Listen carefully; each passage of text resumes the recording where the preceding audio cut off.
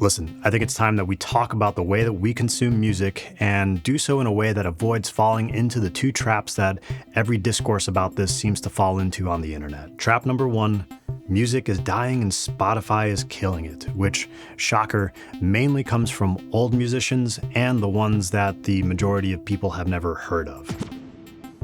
Trap 2, this kind of weird tech bro utopianism of music has finally been completely democratized and first and foremost, giving everybody the joys of creating music. It's not really enjoyable to make music now. People enjoy. Why'd you say that? Why'd you say that? I think the majority of people don't enjoy the majority of the time they spend making music. And of course, it's our venture capital-backed AI tech startup that's behind this democratization, so sign up now, to the detriment of musicians everywhere. Here's what we actually know. Something is happening to music. And the root of this something is that streaming, mainly Spotify, has transformed music from a product that you own into a service that you rent. And music as a service is a completely different music industry.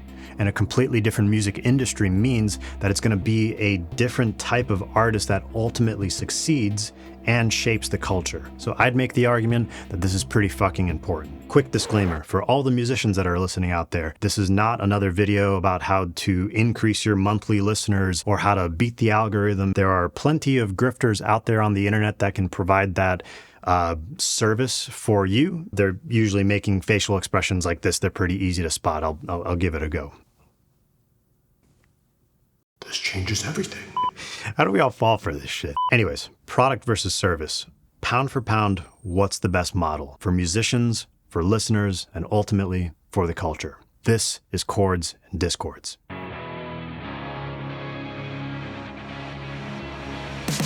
Go into the CTEC series. Technology. Objective. We are in a period of fantastic change. Pure musical. Feels of high praise of the music. Enables those who have lost their vocal cords to speak. I hear you now. Yes, loud and clear. The foundation of this fight starts right here. It's ownership versus access. As a listener, you used to buy it, you used to take it home, you used to put it on, you used to listen to it, and at the end of the day, you owned that piece of music. Owning something creates a deeper connection than just renting it. And if you pay more for something, you also pay more attention to it. But back then, access to music was pretty limited. You had to go to a record store or you had to... Napster. It's called file sharing. Now with Spotify, it's any song, anytime, anywhere. But that access is granted by a corporate network, so that means that they can also pull any song, anytime, anywhere. And at the risk of sounding like a complete Spotify shill here, we do have to admit that it's not necessarily Spotify themselves that are doing the pulling, it's the artists. Back in 2022, Neil Young pulled his entire catalog off of Spotify to protest Joe Rogan's COVID misinformation. And then he put it back up. And then he took it down again. I'm never going back there. Or anywhere else like it. I don't have to. I don't want to. And now it's back up again. And every time that Neil Young does this, you lose access to his music. If you compare that with whatever physical album that you might own, Neil Young can't come down your chimney at night and take away the Harvest LP that you have. More recently, in 2025, bands like Massive Attack and King Gizzard and the Lizard Wizard. They took their catalogs off Spotify to protest Daniel Ek's defense tech investments. These bands are sacrificing access to their catalog in order to take a moral stance, so fair play to them. Spotify is a tech company. Spotify has no moral stance to take because Spotify has no morals. To Spotify, morals is just an indie rock band with 15 monthly listeners. So here we are. Unlimited access or true ownership. But the thing about access is that someone else always holds the keys. With a service, Neil Young decides when he's done with you. But with a product, you can decide when you're done with Neil Young. And we have our first score, service 0, product 1. Round number 2, scarcity versus abundance, the price tag for listeners. $15 for a CD, or even more for vinyl, or $15 a month for every song ever made. Service ties it up on this one. Round number 3, dollars versus time, the payments for musicians. In order to understand this round, we're gonna have to talk about something that musicians are famously and pathologically bad at discussing. We need to talk about money. Yeah, I guess so. When I was in high school, I was in a thrash metal band, and after scraping together every dollar that we had, we printed 500 copies of our very first CD. The whole run cost us about $1,100 or $2.20 per CD. We weren't the greediest of thrash metal capitalists. You know what? Maybe I wouldn't have to whore myself out if you kids didn't steal my music. Whoa. We, sold those CDs for like $5 each, but even then, that resulted in something like $1,400 worth of profit that allowed us to then buy the next batch of CDs and print our first t-shirts. Then later, when we signed to an independent record label called Earache Records, the math just scaled up. We would buy one of our CDs for $4 before going on tour, and then we would sell that CD for $15 at shows. For that $11 of equivalent support, a fan would have to stream our song something like 3,000 times. And even if it's not a 2-second grindcore song from our old label mates in Napalm Death, that's still like hours and hours of streaming. In the product model, it didn't matter if that fan bought the CD and listened to it once or 3,000 times. And in the case of my thrash metal band, I don't think anyone was hitting play on that. They were just happy to support a bunch of kids living out their stupid dream of being out on the road. And $15 is a lot easier to part with than 150 hours of your time. This round is not even close. Product gets a good solid win. Let's get into round number 4, Gatekeepers versus Democracy. The old system definitely came with a cost of entry. If you wanted to play the game, you kind of had to pay to play. Now, there's no way to guarantee a hit, but if someone were able to determine what records were to be played and influence the likes and dislikes of the potential buyers, that person would be in a very powerful position in the industry. That's why this old system favored major labels, because they had the capital and the connections to actually invest in something of that scale. And a man associated in the management of a famous rock group told CBS News, quote, "If you needed an ounce of cocaine that minute, there was a place at CBS Records you could get."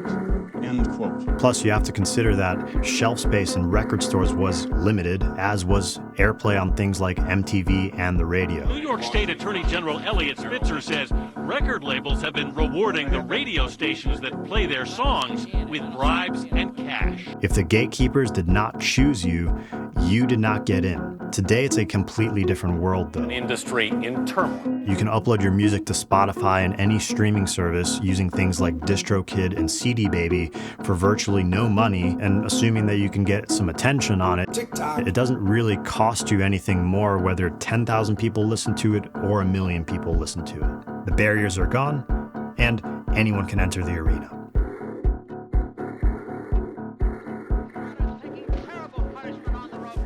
Service 2, product 2, and we're all tied up. Round number 5, hit versus shit. The beauty of streaming is that anyone can upload their music. The horror of streaming is that anyone can upload their music.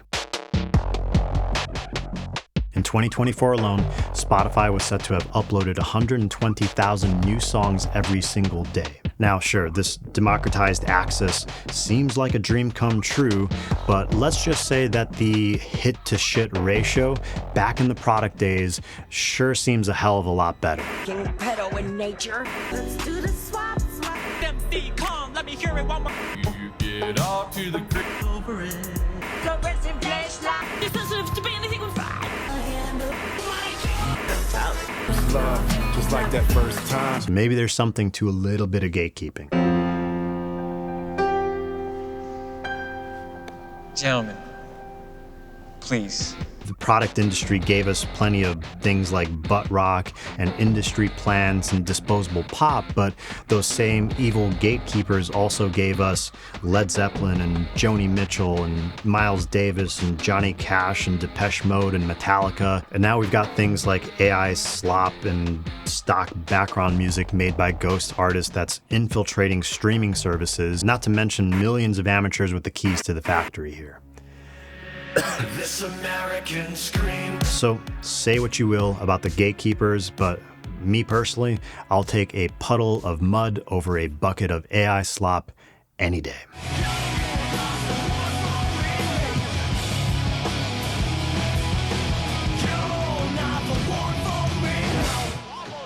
Service 2, product 3. My name is Julian. I'm an AI voice hired by Chords and Discords to read this ad, so that an actual human didn't have to. You have been watching Chords and Discords. This was your decision. Should you have found what you watched to be of value, there are a small number of actions available to you. A subscription, a like, and should the mood take you, a share, delivered to whomever in your life you feel deserves it. For people who listen dangerously. I delivered the message. Now what? Now let's check the second message. Got the message? Round number 6, the mass market versus the niche nation.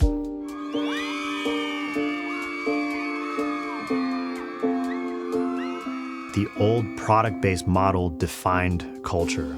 The new service-based model allows us an infinite amount of ways to define culture for ourselves. The mass market had its gatekeepers, but it also gave us a shared cultural experience. In the 50s and 60s, AM radio ruled over everything. Everyone knew the top 40, and then these were then the same songs that you would find in musical jukeboxes all across the country. When the musical culture was unified, American culture was also a lot more unified.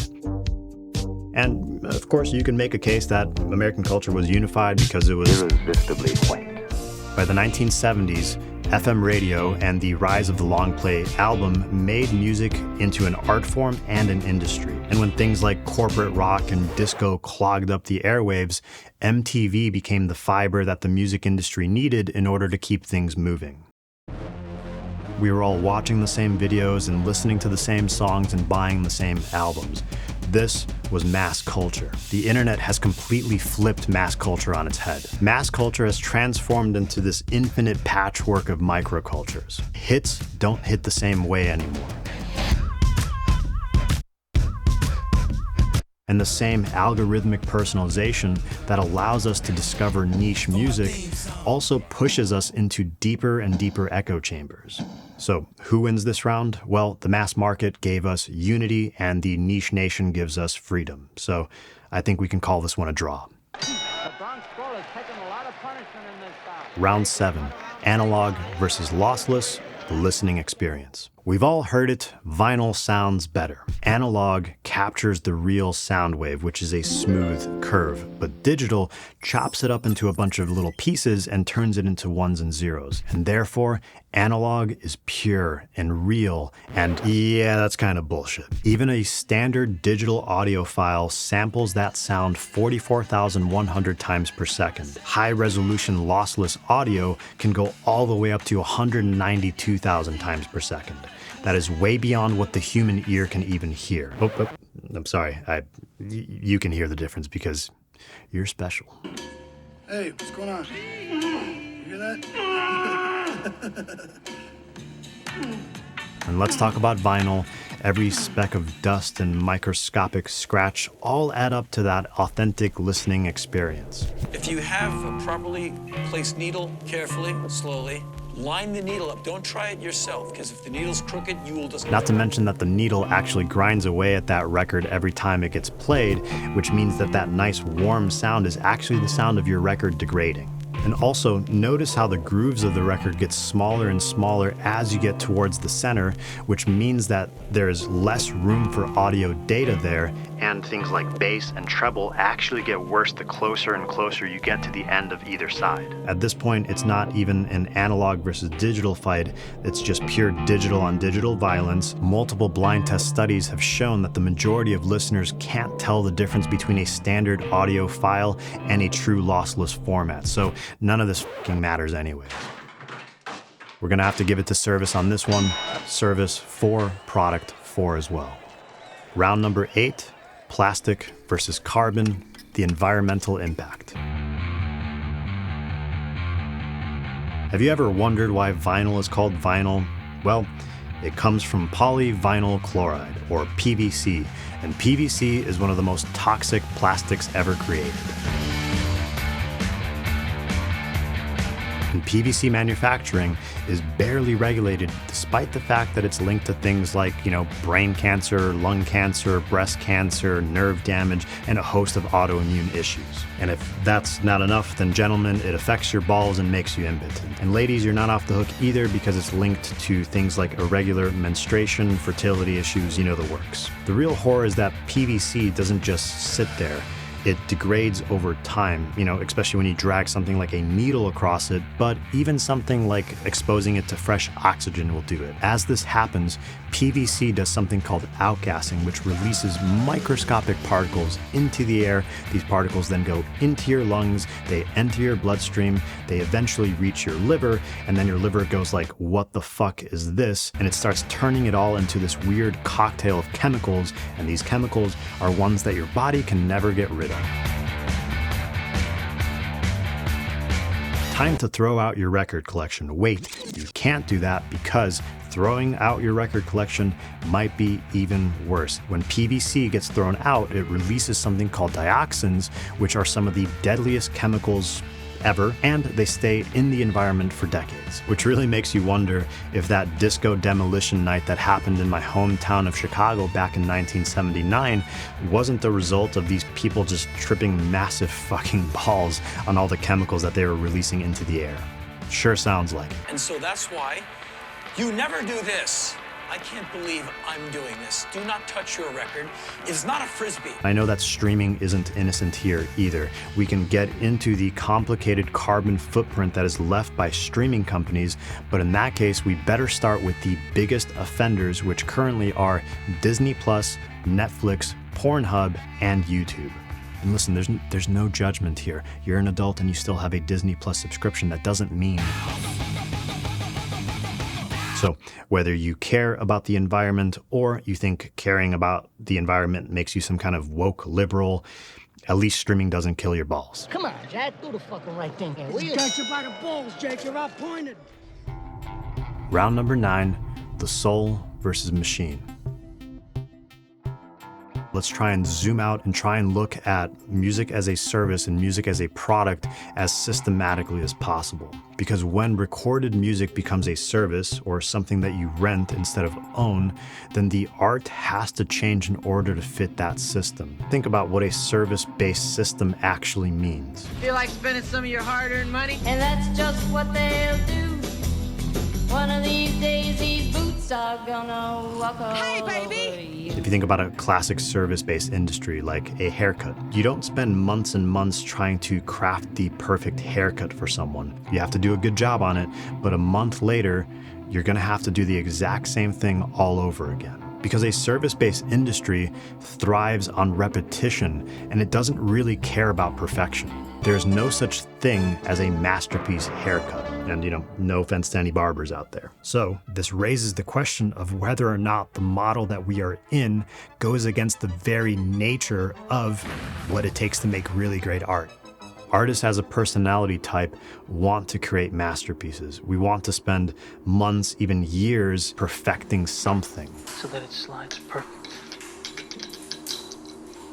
And a lot of times it does feel like a choice between, feeding the algorithm to feed ourselves, or embracing the archetype of the starving artist and, making really great art. And the result of this kind of system is not only a potential decline in the amount of masterpieces that we get, but this ever widening gap between the artists that do make it and the artists that do not. So let's look at the actual data. In 2024, out of 11 million artists that are currently on Spotify, only 22,100 made more than $50,000 a year, and only 1,500 crossed the $1 million mark. In a product-based model, making $1 million might mean something like selling 100,000 albums.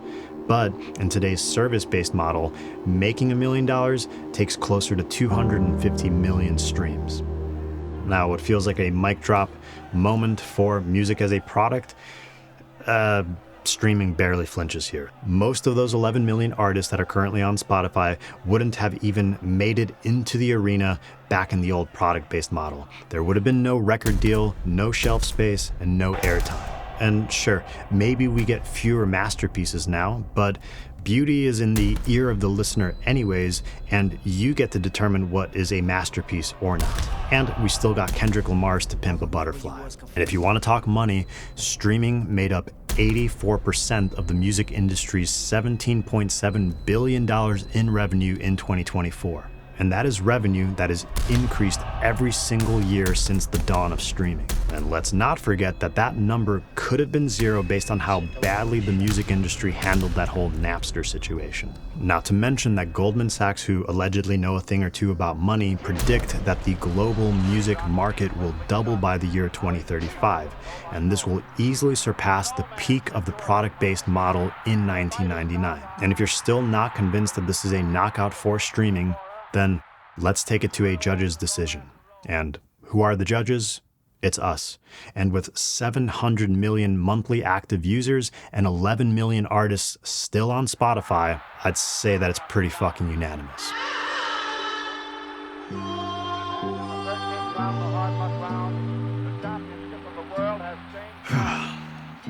Feel like a bit of a rug pull here.